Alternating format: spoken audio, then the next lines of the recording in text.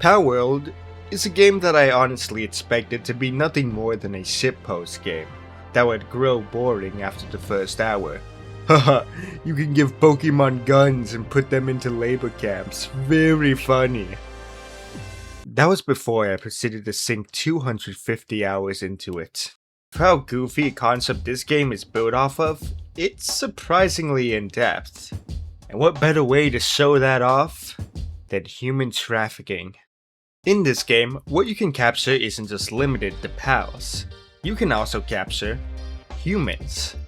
As funny as this is, doing this isn't very useful since they're very limited compared to pals.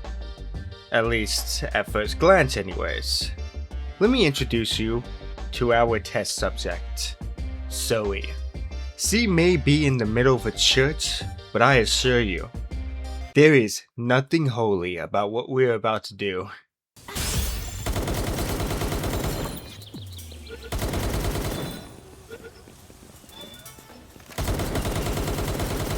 Every pal has passive skills, a unique partner skill, and moves.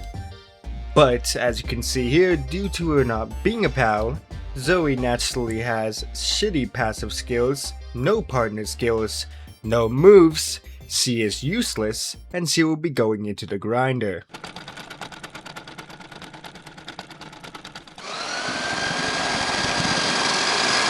Fortunately, in this game, the natural state of things is considered an inconvenience, and there are systems in place to circumvent it. Behold, Bootleg Growlithe. This little guy, Yakumo, is our first step into making Zoe marginally useful. That's because Yakumo has this unique partner skill called Birds of a Feather. He is not a bird, I don't know why he has this, but what this partner skill does is that when fighting with Yakumo at your side, it makes it easier to encounter pals with the same passive skills as it. However, that description is kind of misleading. You see, the skill does not work on just pals. It also works on humans. So, with Yakumo, we can imprint its passive skills onto Zoe. Now, not all passive skills can be transferred over, so you won't see something like Legend on Zoe, unfortunately. There's also a few prerequisites we need to meet. Firstly, Yakumo needs to have the right passive skills. And secondly, Yakumo's partner skill is recommended to be maxed out for the highest chance of its passive skills to be transferred over to our subject. So, how do we do this? In exorbitant amount of breeding.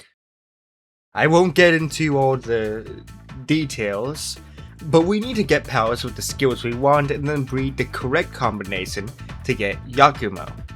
We keep doing that until we get a Yakumo with the best possible passive skill combination, which for me ended up being Ferocious, Demon God, Serenity, and Musclehead. Really, we only need Ferocious and Demon God, as Serenity and Musclehead can be given to Zoe relatively easily through the surgery table. However, even when we get the Yakumo the ideal passive skills, remember, we don't stop there. Yakumo's partner skill can be upgraded to raise the chances of its passive skills being transferred over. And for a pal's partner skill to be maxed out, it needs to be condensed with 116 of its kind. So, we need to breed even more Yakumo to act as essentially savior siblings. So we turn them all into a nice tasty smoothie with this big blender and feed the concoction to our cute doggo. And then, only then, can we finally move on to using this blasphemous creation in our goal of creating an arguably more blasphemous creation. So, that's one problem solved. Zoe now has passive skills. However, she still lacks moves, or active skills as they're technically called, which makes her still useless for the most part. Zoe, do something! So, she's going into the grinder. Okay, this time she doesn't actually go into the grinder. Rather, we just need to farm skill fruits which can be fed to Zoe to give her moves. Specifically, we're looking for Holy Burst, Flame Funnel, Hydro Slicer, and Dark Wisp. Are these the best skill fruits?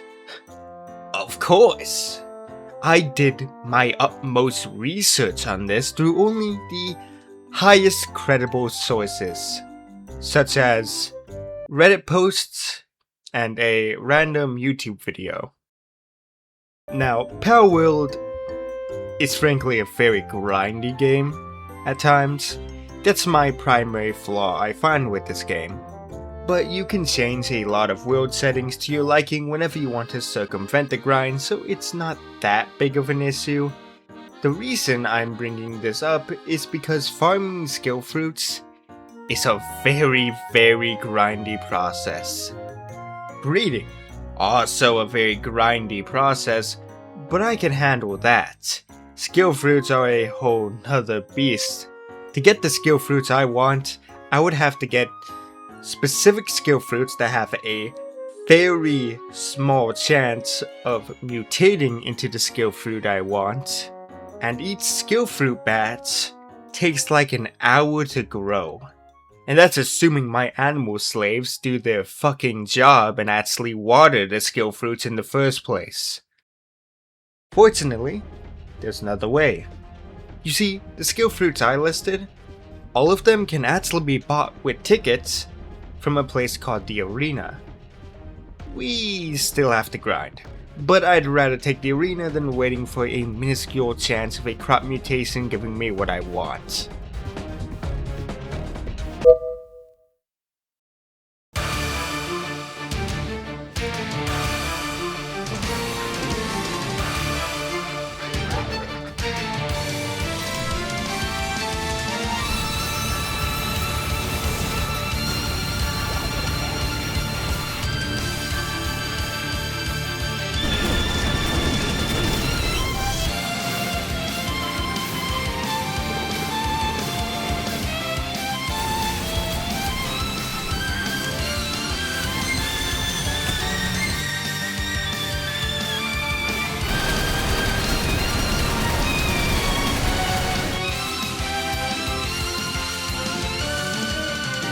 Now that we have all the skill fruits, I'll plant them so that I have extras for later and we don't have to farm the arena for more in the future. Oh. Wait. I forgot this isn't Pokemon. So, turns out, I didn't actually need 4 skill fruits because pals and humans by association can only have 3 moves in their arsenal at a given time. Huh. Now comes the biggest, hardest grind. Earlier I mentioned that for Yakumo, we needed to condense 1/16 of its kind into its very being to bring the dog to its full potential. With Zoe, we need to do the same thing. While she doesn't have a partner skill to upgrade, regular stats are upgraded too with condensing, so it's still worth it.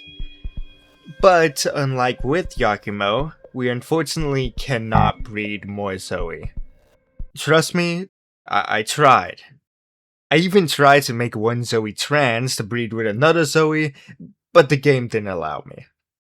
What this means is that we'll need to catch 116 Zoes by hand. Is what I originally thought anyways, but fortunately, I learned that any human can be condensed for Zoe. So this isn't actually that grindy. Being able to use any human makes things comically easy compared to before actually. I'll just go to enemy camps and capture a bunch there. And I get to kill 2 birds with 1 stone doing this.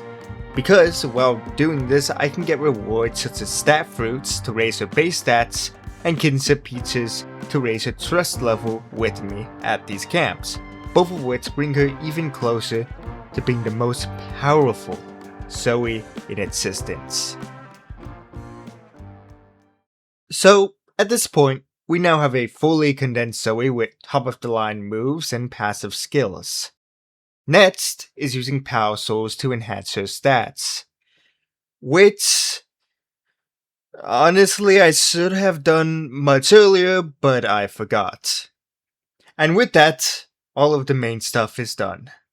If you'd like, you can stop here. But if you did, you would be a loser, because we can go even further. Zoe's potential stats, this game's form of IVs basically, are still not maxed out. Luckily, like everything else in this game, if it exists, there's a way for us to manipulate it. And like the rest of the steps prior, this one is going to be grindy too. Fortunately, my soul has already been drained of all feeling, so I no longer am irritated by this fact. Like the powers forced into manual labor in my warehouse at the base of a volcano, I too have learned just to do what is asked of me at this point. For this, I would do the Moonlord boss over and over since the boss is pretty easy, and the reward for defeating them each time is a guaranteed 3 fruits.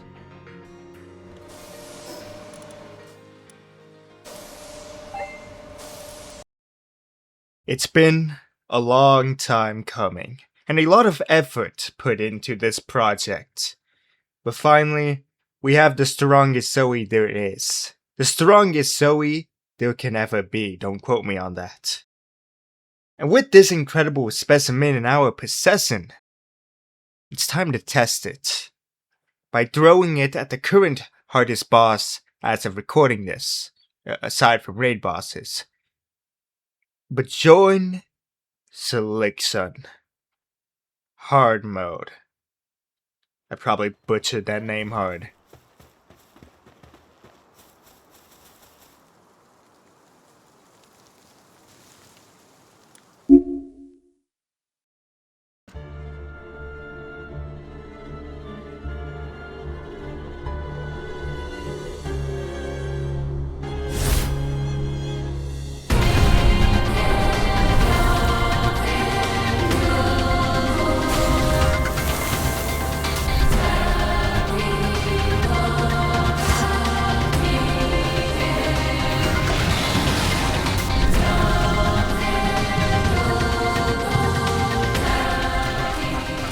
Come out, Demon God Zoe.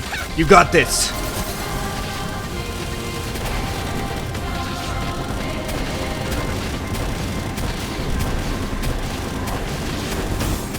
Oh shit, Demon God Zoe. Oh fuck.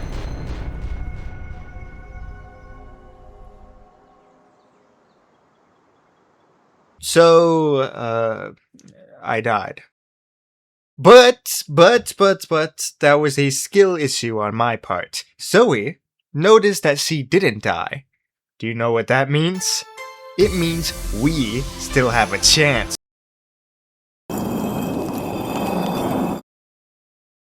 Zoe? So Zoe died too? But don't worry. This doesn't mean we lost. I prepared ahead of time and brought revival items with me for this battle. We can still do this! We ran out of time. I actually expected, by the end of this video, to make a joke about how even fully upgraded humans are still not good enough to keep up with pals. But actually, Zoe put in some work. Seriously. I only used Zoe, and even then we got the boss down to 1/3 of their HP. That's crazy, that's very impressive on its own and far better than I imagined. What I had imagined was me summoning Zoe to fights, and her instantly dying to the boss in a very comedic fashion. But this isn't even the end of the story, believe it or not, because I went back to the boss for funsies afterwards, only with a full team accompanying Zoe this time. However, as it turns out, we didn't even need the full team. I never took Zoe out of the battlefield, never put in any of the other 4 pals I had brought, and still, we actually 1? I guess my damage output had been consistently high enough this time to where the boss just decided never to aggro on her. So C could pump out her high damage moves once in a while in complete safety, while I kited the boss's attacks and kept its focus by consistently shredding it with a Vortex Speeder and a Terra Prisma. So, and I can't believe I'm saying this, the test was actually a success.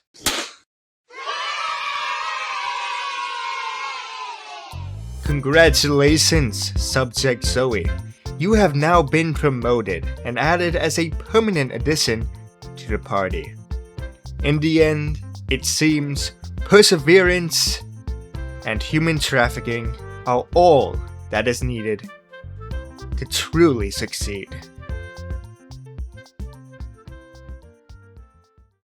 Thank you so much for watching. I've been wanting to make a video on this game for a long time, but just couldn't find a good idea for it. As someone who grew up with Pokemon a lot as a kid, I really shouldn't be surprised by how much I ended up loving this game. I plan to do more videos on it too once 1.0 comes out, so stay tuned for that, and goodbye.